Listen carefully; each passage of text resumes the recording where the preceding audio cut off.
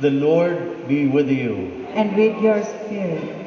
From the Holy Gospel according to Matthew. Glory to you, O Lord. Peter approached Jesus and asked him, Lord, if my brother sins against me, how often must I forgive? As many as 7 times?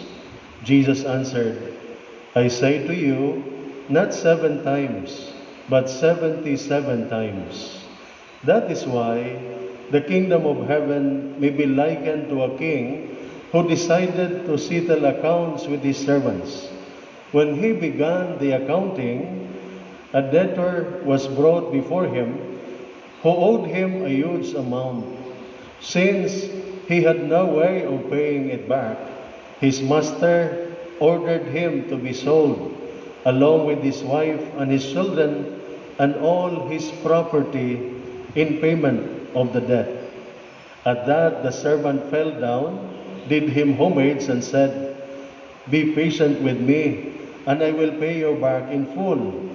Moved with compassion, the master of that servant let him go and forgave him the loan. When that servant had left, he found one of his fellow servants who owed him a much smaller amount. He seized him and started to choke him, demanding, Pay back what you owe. Falling to his knees, his fellow servant begged him, Be patient with me, and I will pay you back. But he refused. Instead, he had the fellow servant put in prison until he paid back the debt. Now, when his fellow servants saw what had happened, they were deeply disturbed and went to their master and reported the whole affair. His master summoned him and said to him, You wicked servant, I forgive you your entire debt because you begged me to. Should you not have had pity on your fellow servant as I had pity on you? Then in anger, his master handed him over to the torturer until he should pay back the whole debt. So will my heavenly Father do to you, unless each of you forgives your brother from your heart.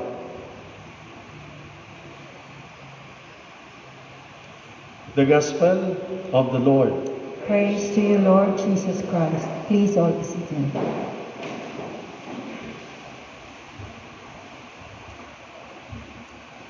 To our Acting Chief of Staff, Colonel Adolfo B. Espuelas Jr., sir, our Deputy G4,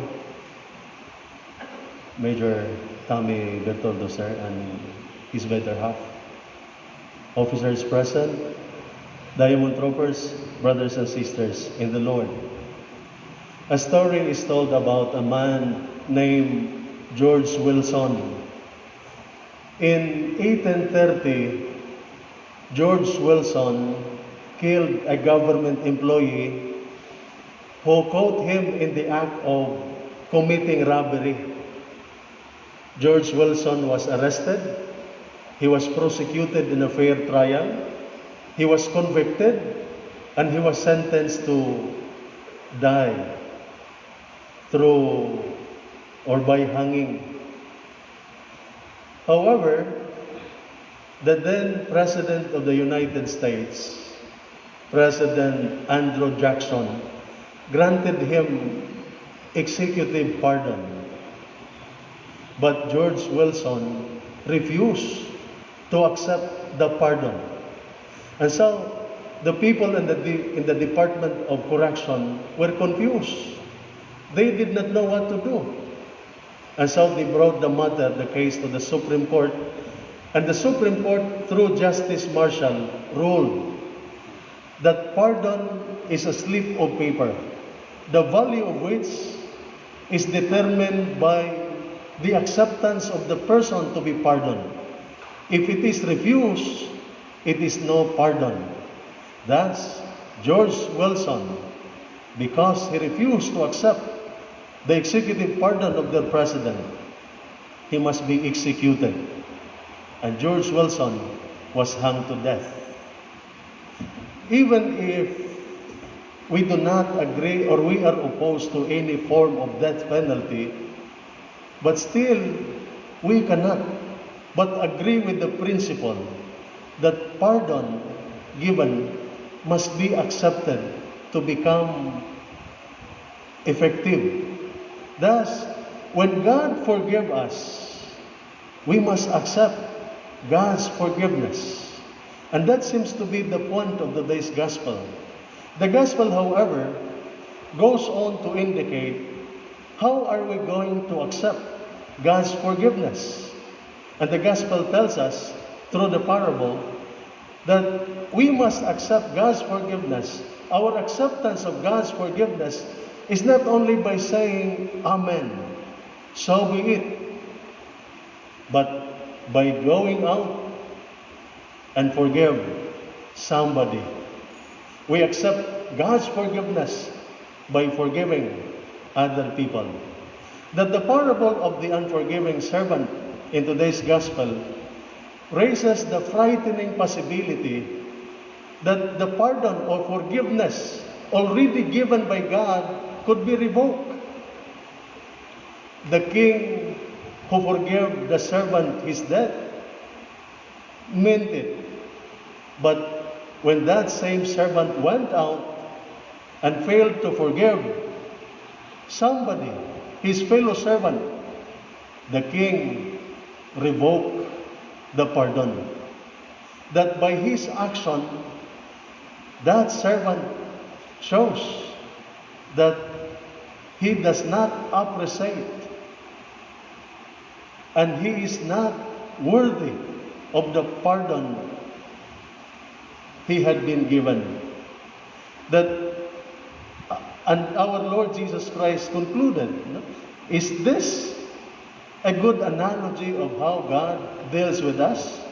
For Jesus said, my heavenly Father will do exactly the same thing to you if you do not forgive your brother or sister from your heart. In other words, when God gives us His words of forgiveness, everything is not over yet. The deal will finally be concluded only when we go out and forgive those who sin against us. That the free grace of God's forgiveness requires our response of forgiving our neighbor to be finally ratified. And in the book of Sirach chapter 28 verse 2, God says, forgive your neighbors the wrong they have done, and all your sins will be pardoned when you pray.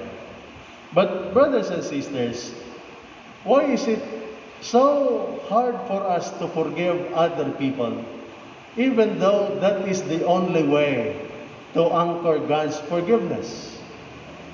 It is because we fail to appreciate and celebrate our own forgiveness.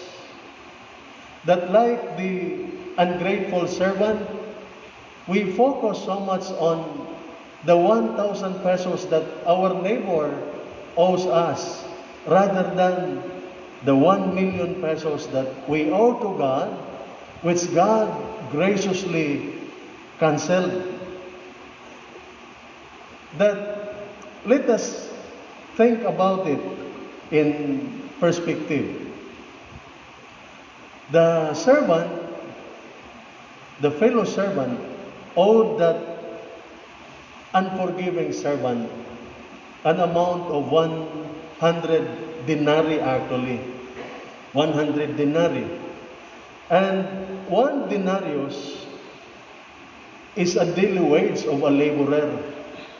And so that fellow servant of the unforgiving servant owed him 100 days' pay, which could be repaid in just a couple of months. But that unforgiving servant owed 10,000 talents to his master. 10,000 talents. 1 talent is equal to 6,000 denarii. And so he owed 10,000 talents. That is equivalent to 60 million denarii. So if you are a laborer, if you are a worker who is receiving a salary of 1 denarii daily, and you are working 5 days a week and 50 weeks a year, it will take you 280,000 years in order for you to raise that amount of money. That figure simply tells us that this unforgiving servant owes so much to his master that there was really absolutely no way he could ever hope to repay that.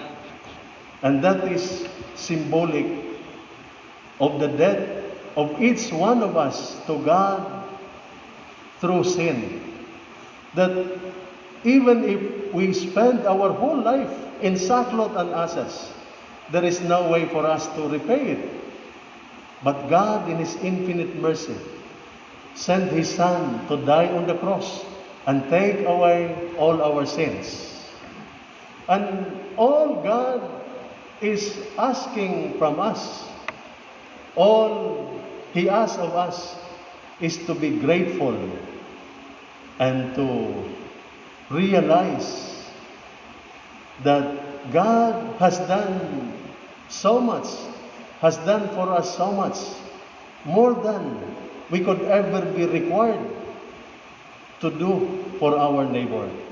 Thus, brothers and sisters, if we find ourselves in the club of those people who find it difficult to forgive, chances are we have not come to appreciate and to celebrate enough the immeasurable forgiveness that we have received from God. Let us pray today for a deeper appreciation of God's amazing love that He shows us in Christ. It is this awareness that will make it easier for us to let others off the hook for their relatively minor offenses against us.